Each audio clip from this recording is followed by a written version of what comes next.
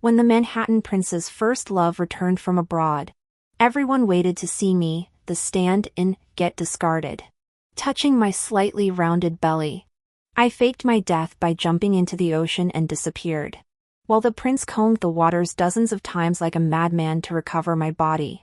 I became an overnight sensation on a parenting reality show riding my twins' coattails. At the peak of my triumph, a hand gripped my waist and pinned me against the wall. "Heard you've been spreading rumors about my death?" My twins chimed in helpfully. "Mister, our deadbeat dad deserved it. You can be our new daddy now." Staring at Ethan's terrifying smile, I instinctively covered my sore lower back. The day Claire returned, she texted me, "Lily, stop leeching off my privilege. Know your place as a disposable copycat." Ignoring her, I stared at my positive pregnancy test and nervously asked Ethan, "When do you plan to have children?" The typing notification lingered for a full minute above our chat. Realizing how presumptuous this question sounded coming from a substitute, I hastily added, "Not with me. I meant with your future wife." His reply came swift and brutal, "Lily, you know I detest children." Cradling my belly, my heart froze. If he didn't even want his legitimate heir, how could he possibly accept a substitute's accidental pregnancy? When Ethan disappeared after a curt busy, I spent the night agonizing over forced abortions. At dawn, Claire sent a photo of herself leaning against Ethan's shoulder watching the sunrise over the ocean, their silhouettes forming a perfect couple. "Lily, you're expired goods." Her message read. Time to crawl back to the dumpster. Studying their romantic snapshot, I arrived at their seaside retreat at first light. Texting Ethan as their yacht approached shore, I asked, "What would you do if I died?" His delayed reply came 4 hours later, "Throw a proper funeral." At least he'd show some decency. Waving frantically as their boat neared the dock, I shouted across the water, "Be happy together!" Before Ethan's scowling face could react, I plunged into the churning waves and vanished. His horrified expression as he shoved Claire aside to dive after me became my last sight before darkness swallowed me whole. Our first meeting happened in an underground casino where I earned $400 per fixed fight, taking punches until my face swelled like overripe fruit. That money kept me in a rat-infested basement another month. No fairy godmother existed for gutter rats like me. I hauled bricks, mixed cement, did whatever paid. When Ethan slammed $4,000 cash on the bookie's counter, my battered face snapped up in shock. "Breach of contract fee," he declared coldly. "She's mine now." Thus began my career as Claire's professional body double. The real heiress spoke 4 languages, played Chopin, and attended galas. This street rat cursed like a sailor, played demolition sites like concert halls, and survived on instant noodles. "Just be yourself," Ethan eventually conceded after numerous failed etiquette lessons. During our first luxury boutique trip, I clutched $800 savings while sales associates swarmed. Panicking under their scrutiny, I frantically touched every silk scarf and crystal decanter until finding a $79 hairpin, the only item I could almost afford. Ethan watched my trembling hands with an unreadable expression before buying the entire store's inventory. That night, he drunkenly murmured against my neck, "Why can't you be more like her?" The answer hung unspoken, because replacements never outshine the original. Now floating in the icy Atlantic, I finally understood my role. The prince needed a temporary placeholder, not a person. My disappearing act would be the most authentic performance of my life. Let them search. Let them mourn.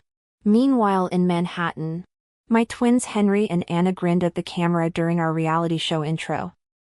"Our daddy's shark food now," Anna announced cheerfully while Henry added, "Mom says deadbeat dads make great fertilizer." The clip went viral within hours. 3 months later at a charity gala, strong fingers dug into my waist as a familiar voice growled, "Care to explain my obituary trending worldwide, Mrs. Harper?" My children's delighted squeals echoed, "Daddy's zombie." As Ethan's vengeful smile promised retribution. I made mental calculations, maybe the Bermuda Triangle needed another missing persons case, when I saw the price tags. My hands went numb. Clicking my tongue. I muttered. None of these suit me. Let's forget it. Ethan held out his black card. Looking effortlessly cool. She touched them. So she likes them all. Wrap everything up. His other hand stayed in his tailored pants pocket. Watching my hesitation with amusement. Don't pretend something doesn't fit when your eyes light up like that. You should get used to letting gentlemen handle the bills. He added. That infuriating half-smile playing on his lips. My throat tightened. For 23 years. I'd never imagined owning anything from these marble-floored boutiques. That night. I discovered even knockoffs deserve velvet-lined boxes sometimes. To rebel against his gentlemanly habits. I started haunting street market stalls. Finding comfort in haggling over $10 scarves. Ethan would materialize beside my thrift store racks. Jaw tightening. Stop making people think I'm going bankrupt. He'd hiss. Adjusting the Cartier love bracelet that never left my wrist since our first anniversary. He kept Claire in a gilded cage somewhere uptown. Rumor had it they'd been childhood sweethearts. Their engagement announcement plastered across every tabloid before she'd even landed at JFK. Manhattan buzzed with pity for me, the charity case who mistook being kept for being loved. At least real mistresses get diamonds. I overheard some socialite sneer at Bergdorf's. That bargain bin Cinderella's still waiting for her glass slipper. My phone burned with paparazzi shots of them, Claire's Balmain trench fluttering in airport winds. Ethan's hand hovering protectively at her waist. She radiated that effortless grace people are born with. Like royalty slumming it in jeans. When Ethan disappeared for weeks during my birthday month. I didn't need TMZ updates to know where he was. The note on our penthouse kitchen island said it all, emergency meeting. Buy yourself something nice. His accountant called it discretionary funds. I called it the world's most expensive Band-Aid. That day, I maxed out his Amex on a vintage Chanel jacket. Then blew the rest on 2 Boston lobsters from Chelsea Market. The crustaceans stared at me from their ice bed. Antennae drooping in mutual understanding. Midnight found me boiling pasta water when arms snaked around my waist. His Tom Ford tobacco scent clashed with unfamiliar jasmine perfume. Overflowing. Ethan murmured against my neck. Reaching past me to kill the burner. Every muscle tensed as his lips brushed that sensitive spot below my ear. You came back. I managed. Staring at the lobster pot. His chuckle vibrated through my back. Learned to splurge. Didn't you? The approval in his voice hurt worse than neglect. I focused on the way his Rolex dug into my hip. Counting the seconds until this counterfeit intimacy ended. Somewhere across town. Claire probably slept in satin sheets. Unaware of the girl playing house with her leftovers. He patted my head contentedly. His eyes brimming with affectionate delight. After dinner, Ethan uncorked a bottle of red wine and filled his glass to the brim. His sculpted physique, maintained at 6 feet 2 inches through rigid discipline, never fluctuated. He religiously avoided afternoon carbs and insisted on our daily half-hour workouts. City lights danced beyond the floor to ceiling windows as amber pendant lamps cast intimate shadows across the room. Reclining lazily on the sofa with crossed legs, he inquired, "Where's the birthday cake?" His beckoning finger told me he sought compliance, not conversation. I settled into his embrace, assuming his extended hours with Claire had drained his energy. Yet his lips brushed my ear as he murmured Lily. Skilled fingers finding the clasp between my shoulder blades. Goosebumps erupted as sour resentment flooded my chest. How serious are things with Claire? I blurted, shattering our unspoken rule against personal inquiries. His hands stilled mid-button. Claire remained his sacred ground. Lily. His voice turned arctic. Know your place. My place? I met his glare. Shouldn't the substitute bow out when the original returns? Instead of appreciating my tact, he gripped my chin, forcing me to meet his imperious gaze.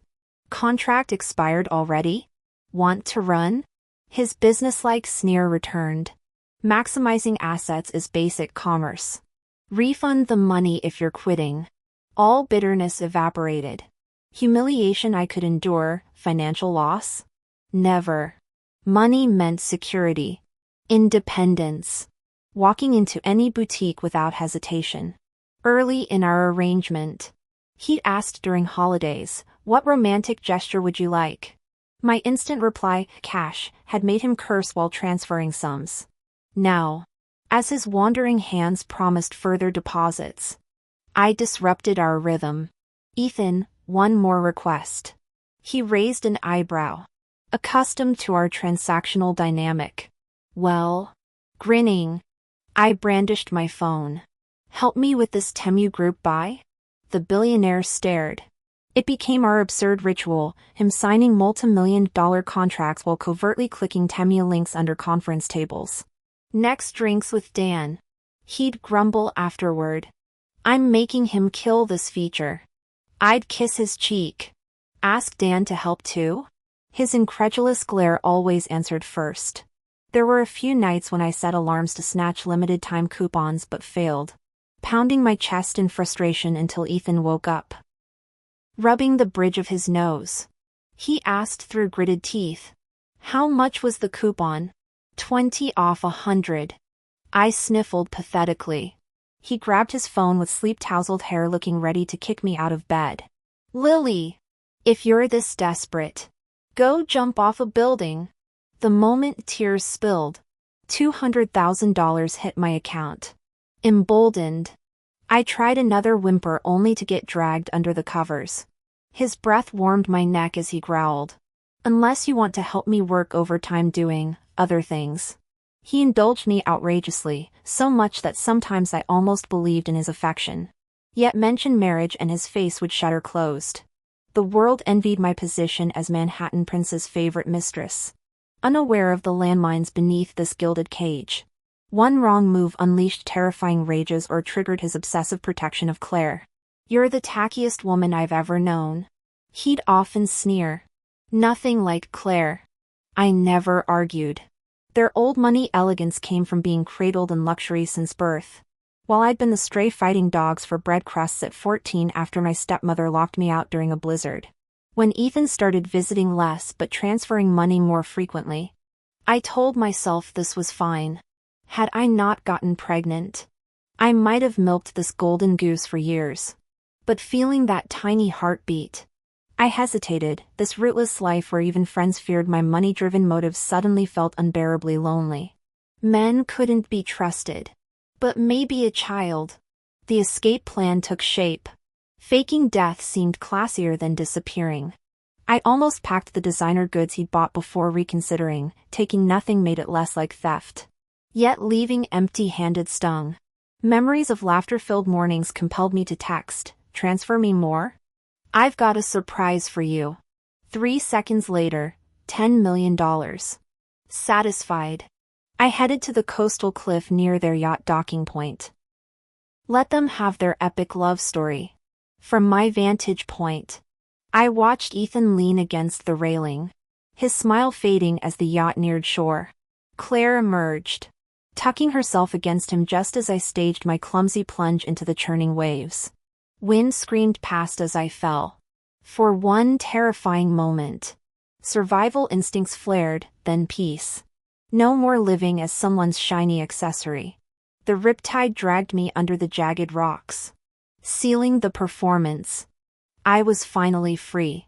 As I fell, it almost seemed like an illusion. I could have sworn I saw intense panic in Ethan's eyes. His hands gripped the railings tightly. And the moment he confirmed it was me, he leaped over without hesitation. This surprised me. I'd expected complete indifference. It was all futile anyway. He didn't know I'd worked as a body recovery diver before becoming involved in rigged matches. My swimming skills easily outmatched his. I submerged and disappeared from his view within moments. When I resurfaced, I was already far beyond the area where he'd been searching. Crowds gathered on shore. Soon enough, News of my disappearance would spread through Manhattan. I took an unlicensed cab to Hollywood, determined to pursue my acting dreams. Changing all my contact information and adopting a stage name. I started anew.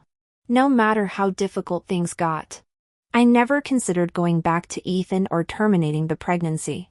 Watching my belly gradually swell filled me with quiet contentment.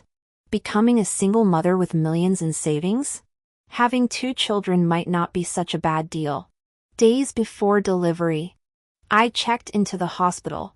Lying on the operating table, I felt the anesthesia being injected into my spine. From that moment, I gained 2 vulnerabilities. Henry and Anna. 5 years passed in a blink. The twins were now 4. Through relentless effort, I'd achieved my transformation into a D-list actress barely clinging to fame. The entertainment industry proved brutal. Refusing to comply with its unwritten rules left my career stagnant. Reduced to hosting mall openings and filming obscure commercials. But my children became unexpected stars. Their accidental cameos captivated audiences, showering us with endorsement deals and invitations. Now we'd been cast in a hit reality show pairing celebrity parents with random children. I'd worried about being recognized. But wealth had reshaped me beyond recognition. Even Henry and Anna squinted at old photos of me, declaring, "That's not our mom. She's never looked this abstract." Their brutal honesty worked in my favor. I accepted the show with confidence. This morning found them already seated at the breakfast table. My plate centered perfectly. The toast glowed golden brown, edges crisped to perfection. Someone had mixed espresso into my milk, a considerate touch. Henry lounged in his chair, newspaper in hand. His dangling legs didn't reach the floor, yet he maintained an air of gravitas. The ongoing nuclear wastewater discharge will cause irreversible damage to marine ecosystems, he recited solemnly, his carbon copy resemblance to Ethan almost painful. Beside him, Anna counted on her fingers. "You owe me $10. Today was your turn to make breakfast." Her mercenary streak puzzled me, definitely not inherited from either parent.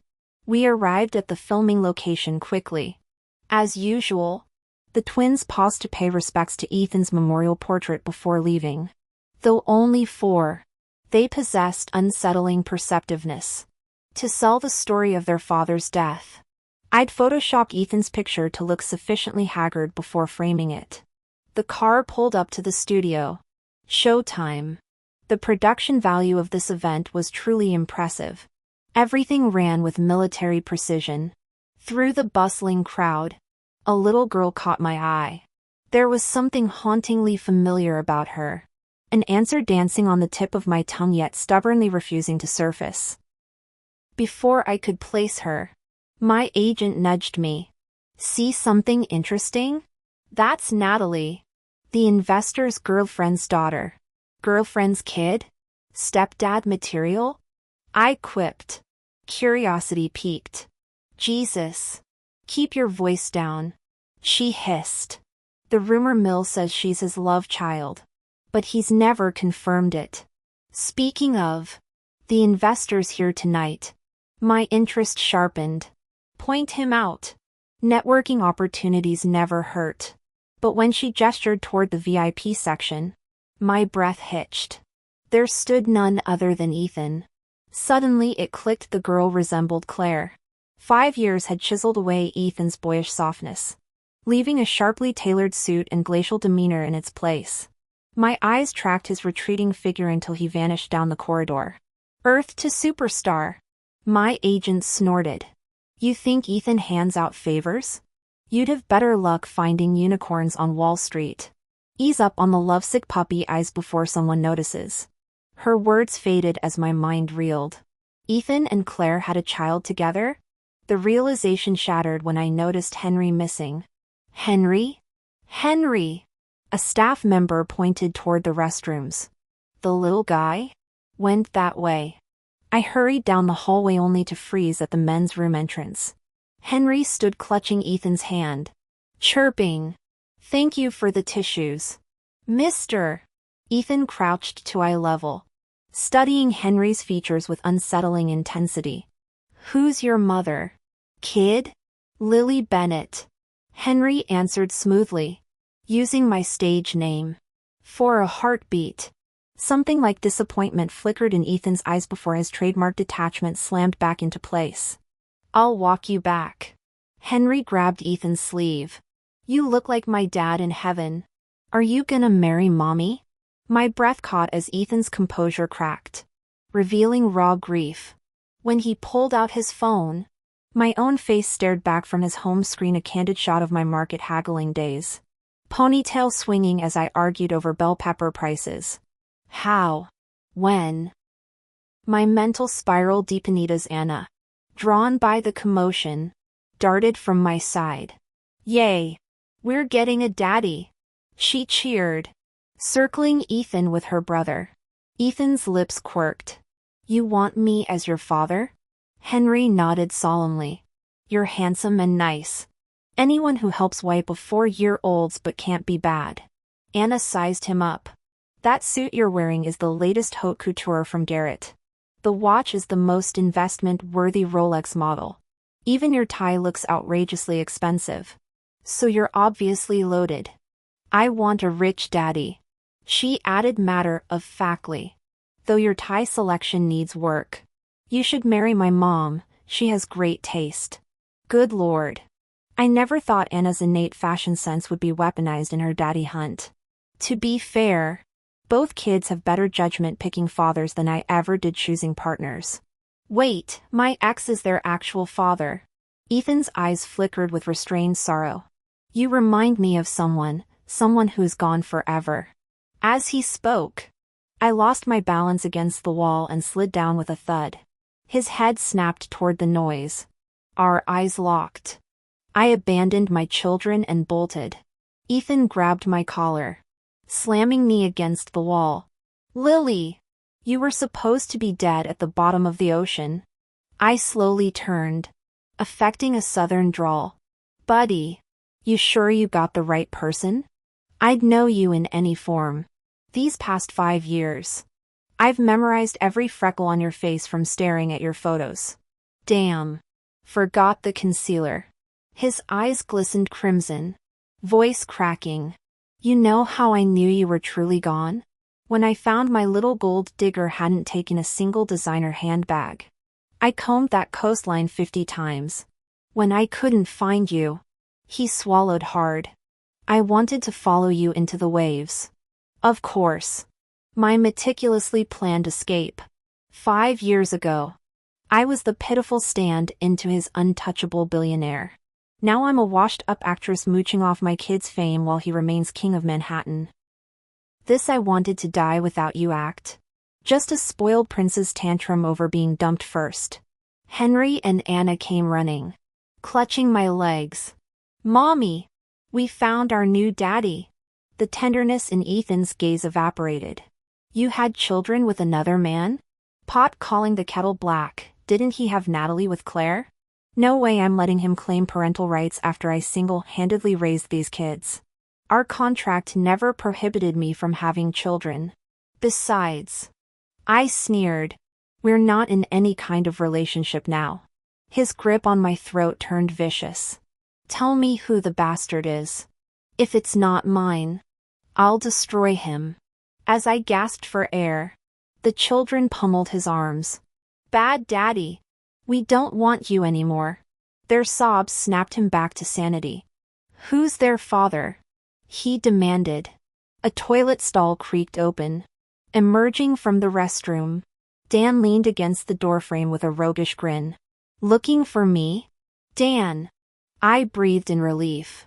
The newly minted Oscar winner winked, our decade-long friendship since struggling as extras together finally paying off. Daniel Thompson skyrocketed to fame after his breakout role as the bodyguard in that hit drama. His chiseled looks instantly made him Hollywood's newest heartthrob. Within a year, the guy went from unknown to Oscar winner. Meanwhile, I'm still stuck doing background cameos after decades in the biz. These past 3 years, Dan's been my guardian angel, hooking me up with auditions and shielding me from every Weinstein wannabe producer. The man's got that X factor I'll never touch. Though I do wonder why he took so long in the bathroom stall. Probably needed extra time to adjust his posture. The electricity between us could power Times Square. Ethan looked ready to murder Dan with his bare hands when our eyes met. Impossible. Our twins Henry and Anna squealed louder than Beatles fans, rushing to hug Dan. Daddy! Up! Godfather! Technically. These rugrats collect honorary parents like Pokemon cards. Last month they adopted some cardiologist grandma after performing CPR in Central Park. We moved before she could send fruit baskets. Should have known their little family expansion project would backfire. I've never seen composed Ethan shaking like this. We're doing DNA tests. He growled. Dan smirked. Go ahead. Those will still be my kids. Why you flexing? Ethan turned pale enough to glow. At this point, even toilet water would mix with their blood. Prove it. Jesus.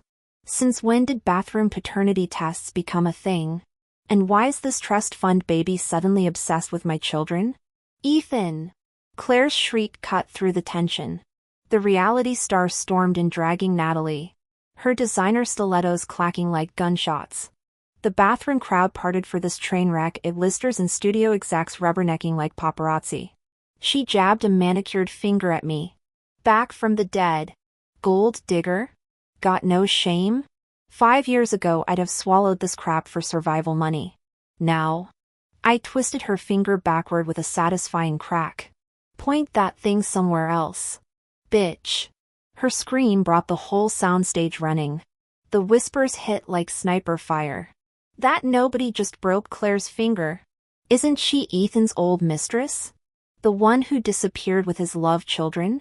Funny how he's not rushing to comfort his beloved wife. Claire tried flopping into Ethan's arms like some telenovela victim. He sidestepped her theatrics. Laser focused on me. Natalie tugged his sleeve. Ignored. Look what she did.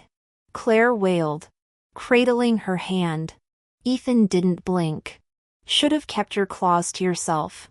The ice in his voice surprised everyone, especially me. His gaze burned hotter than the studio lights. Like I might vaporize if he looked away. For the first time in years, I couldn't read his poker face. Game on, Manhattan Prince. Let's see how you handle this sequel. They're so mean. I don't care. Daddy. Kick them all out. Scram. The little hand pointed at me again. Anna clenched Natalie's chubby finger between her tiny tiger-like teeth, her babyish voice growling like an angry little tiger. My mommy says she hates being pointed at. What followed was me holding Anna while pretending obliviousness as Claire and Natalie dissolved into dramatic sobs. After some whispered encouragement from Claire, the mother-daughter duo exchanged conspiratorial glances. Natalie suddenly threw herself at Ethan's leg, wailing, "Daddy! Make it better. Natalie hurts." I casually remarked, "Your daughter? Doesn't look anything like you." His lips parted several times before sealing shut. But the unspoken answer hung between us like smoke. Police officers pushed through the crowd. Who called? What's going on? Claire launched into tearful accusations of assault. Just as they moved toward me, Ethan stepped forward. I did it. Arrest me. Claire's X-ray showed a fractured finger. Though I insisted on taking responsibility, Ethan stubbornly claimed guilt throughout police questioning. Claire ultimately dropped charges through gritted teeth. Their twisted dynamic should have been none of my concern. Yet I tossed restlessly all night. What if Ethan used this to latch onto me? The universe answered my fears with cruel timing. I awoke to overwhelming masculine presence, Ethan's sculpted face mere inches from mine. His lips descending. Holy mother of... I scrambled backward across the bed. Ethan lounged casually beside me, one arm trapping me in place. Through the doorway, I saw hulking suited enforcers standing where my front door used to be. They'd literally removed every entryway. Glad to see prison prospects amuse you, he drawled, that infuriating smirk blending mischief with something dangerously close to affection. Or were you waiting for the perfect moment to play Sleeping Beauty? I channeled false bravado. Think your goon squad scares me? I'm a boxer. Remember? A lie, but speed was my ally. Ducking under his arm, I bolted, only to skid back halfway. Damn it, forgot the kid. Ethan waited in the demolished living room, effortlessly snaring me mid-retreat. Relax. His arms tightened possessively. Their protection, not threats. As I struggled for words, my gaze fell upon the vandalized wall where Ethan's mutilated memorial portrait hung crookedly, defaced with marker mustaches and cartoonish horns. Our gazes locked in the same direction, no doubt he saw it too. His grip tightened around my wrist. Since when did I become this ugly corpse? Huh? His scorching breath hit my neck, freezing me in place. I know my capabilities. That one time without protection, that's when it happened. Right? Bullshit. I snapped. On the table sat Henry and Anna's offerings, rice crackers and puffed cereal. Such thoughtful kids. Resentment flooded me as I shoved him away. You're not welcome here, Ethan. He reached into his jacket, producing a stack of black cards. This one's for every anniversary gift these 5 years. This for your birthdays. And this covers your living expenses. Do you think cold numbers can warm my heart? I panted, cutting him off. Dream on. Each holds no less than 10 million. The sheer thickness made those digits burn my palm. Before I could react, he lunged forward, crushing me against his chest with the familiar scent I'd ached for. I was wrong. Young and arrogant. Thinking love meant providing money instead of sweet words. Stubbornly handling everything alone. My parents would never accept us. How could I tell you?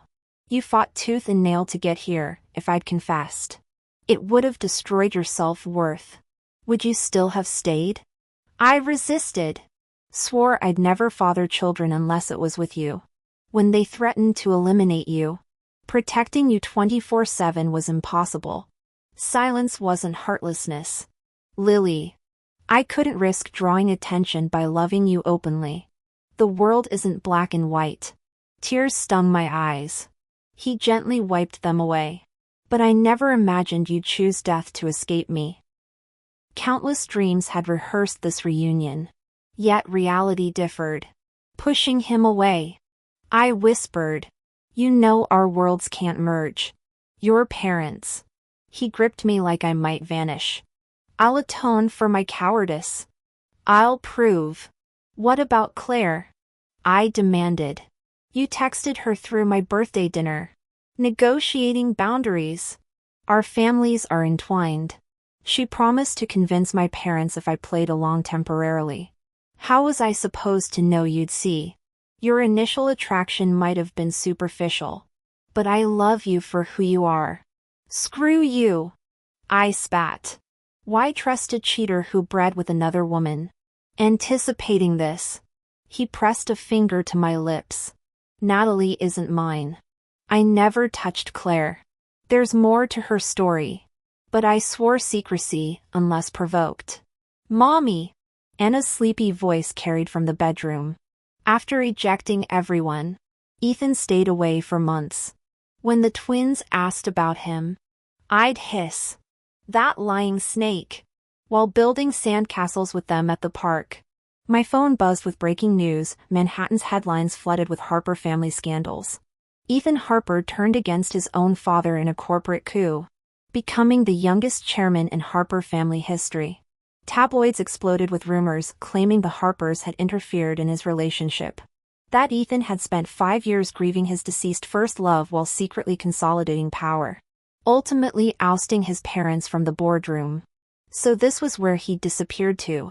The words on my phone screen blurred as I shook my head to clear it. "Give that back!" Anna's shrill cry snapped me to attention. A boy about her age had snatched her beach toys, shoving her onto the sand. I rushed to help her up, checking for scrapes. Instead of apologizing, the boy's mother jabbed a manicured finger at us. "Don't you yell at my son, you fatherless brat." Excuse me? I straightened to face her. Everyone knows you're some knocked-up single mom. Her shrill voice carried across the playground. Who even knows whose bastard that is? I raised my hand instinctively, only to have my wrist caught mid-swing. The woman's husband materialized beside her, his grip bruising. Try it. The woman sneered. My husband's an executive at a Fortune 500 company. We could ruin you with pocket change. Really? The familiar rasp froze us all. Ethan's fist connected with the man's jaw before anyone could blink, sending teeth skittering across the pavement. As the couple spluttered threats, Ethan's assistant materialized with business cards and a smile. Feel free to sue. We'll countersue for assault while notifying your employer about their hiring standards. You'll regret this. The woman screeched even as her husband paled at the embossed Harper Enterprises logo. Apologize. The man yanked his wife's arm hard enough to leave marks. Through gritted teeth, she muttered, "Sorry." I shielded Anna and Henry behind me as Ethan approached. Behind him, 5 moving trucks rumbled to a stop, each spilling over with lavish gifts, designer handbags, jewelry cases, even what appeared to be a life-sized stuffed pony. Today's our anniversary, Ethan said, dropping to one knee. The diamond he produced could have anchored a cruise ship. Lily, losing you taught me something. All that crap about restrained love? Bullshit. Stubborn men deserve their loneliness. His thumb brushed Henry's hair as the children gaped at the mountain of presents. From now on, I'm shouting it from every rooftop, you'll never want for anything again. Not protection. Not love. Not a damn thing. The playground faded around us as Ethan's words hung between us. 5 years of absence collapsing into this surreal moment where Manhattan's most elusive bachelor knelt in sandbox gravel, offering the moon to a woman who'd learned to live without light. The dizziness from the sudden rush of blood to my head took a moment to subside. Anna and Henry were already pushing at me. Mom, if you don't want this loaded, Dad. I sure do. As if possessed, I blurted out. Henry and Anna are your kids. This time, Ethan looked like he'd been struck by lightning. He swept me up in a spinning embrace before burying his face against my collarbone. I'd guessed. But hearing you say it. His voice cracked. The twins volunteered to fetch our IDs. Ethan watched them scamper off, his fingers interlacing tightly with mine. Lily, he murmured against my hair. Thank you for giving me these incredible kids. For everything you've endured these 5 years. From now on, I'll handle the money, the chores, the parenting. You just focus on being loved. 5 years of lonely nights crumbled like ancient parchment. Our overdue embrace lasted until commotion erupted at the courtyard gate. The Harper elders had arrived with a mob of relatives and paparazzi in tow. Ethan's mother zeroed in on me like a hawk. Son, how dare you choose this gold-digging tramp over your own flesh and blood? Her manicured hand swung toward my face. Ethan pivoted, taking the slap across his cheekbone. The crisp smack froze everyone momentarily. Claire swept in dramatically with reporters, Natalie sniffling at her side. This homewrecker turned Ethan against his family. She assaulted me. Enough. Ethan's growl silenced the crowd. He stared down Claire. You really want to play this game? Tears glittered on Claire's false lashes. You promised me one favor if I dropped the lawsuit. I want you to leave her. Never. Then let's see how your precious Lily enjoys being internet famous. Claire snapped her fingers. Paparazzi lenses swarmed forward. Natalie tugged Ethan's sleeve with practiced innocence. Daddy? Why are you with this bad lady? Ethan peeled her hand away gently but firmly. I'm not your father. Sweetheart. Mom. Claire whined to Mrs. Harper. Are you hearing this? The matriarch trembled with rage. You disown your own child? Claire pointed an accusatory finger. Homewrecker. Die in a ditch. Ethan's gaze turned arctic. You asked for this. As he turned to address the cameras, Claire stumbled back in realization. During her study abroad years, Ethan's voice carried across the sudden silence. Claire got blackout drunk at a club and was gang raped. She came home pregnant and claimed I was the father. When I tried to deny it, she threatened suicide. Gasps rippled through the crowd. Claire collapsed to her knees. I'd just lost the love of my life. Ethan continued, arm sliding around my waist. I didn't care enough to fight. But now that Lily's back. He pressed a kiss to my knuckles. No more lies. The paparazzi frenzy dissolved into chaos. Ethan didn't flinch as he led me through the screaming crowd. After all, the man who'd walked away from his inheritance had nothing left to lose except me. I, Ethan, have only ever had Lily as my woman. The crowd erupted in fresh gasps. Mrs. Harper flushed with embarrassment and anger, momentarily torn about whom to chastise first. Her palm cracked across Claire's cheek. You've humiliated me. She spat, venomous eyes refocusing on me as she drew breath for another tirade. Two small figures wriggled through the crowd. Mommy, why is everyone here? My grandchildren? Mrs. Harper's fury evaporated faster than spilt champagne, her face transforming with theatrical delight. Henry beamed at the familiar voice. Grandma. Both Ethan and I stared dumbfounded. Turning to Anna. What's happening? Our daughter flashed a mischievous grin. We were building sandcastles when that lady collapsed. Her granddaughter just stood there like a statue. We called 911. Did CPR like you taught us. Paramedics took her away. But not before I noticed her expensive jade bracelet. Henry recognized her from society pages. When she offered gratitude, we claimed our grandma rights. Networking 101. Those two.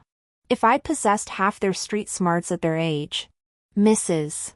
Harper eyed Anna and me suspiciously. You're. Ethan sighed with amused resignation.